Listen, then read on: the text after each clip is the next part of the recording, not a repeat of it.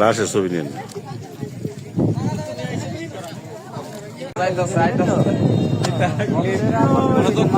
মানুষের দাম আমার আছে লেগে গেছি।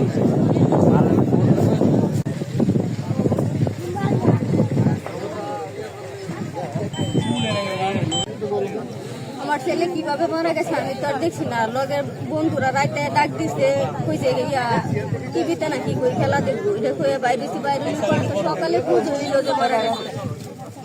আপনার ছেলে কি করতো? এমনি কাঠমিস্ত্রি কাজ করতো আর এই টলি চালাইতো। বন্ধুরা কারা কার সাথে আসছে?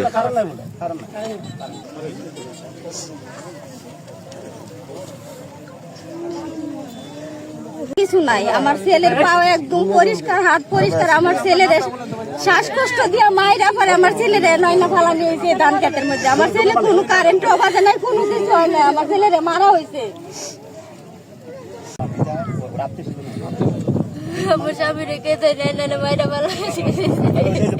তোমার স্বামী কি কাজ করতো? টলি কাজ করতো। সে বাড়িতে বেরিয়েছে কোন সময়?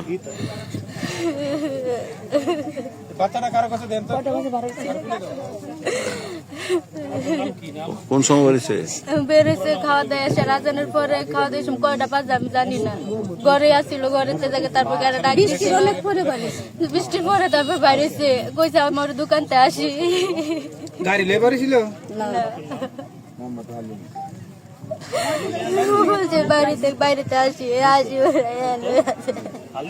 কেনা কেনা লয়েছে নাম কও জোরে জোরে। নাম খাও লগে চলতো অনেক। আর মৃতদেহ পড়ে আছে এই জায়গায়। আবার বলেন ভাই। এখানে মৃতদেহ পড়ে আছে আর কি।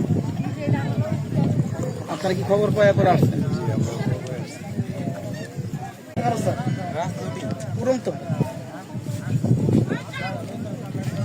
আমি শুনি না, তারপরে আসছে আসা দিকে যে আমার ক্ষেতের আলো বাইরে ফেলা দিচ্ছে না, কি করছে সঠিক বলতে পারি না।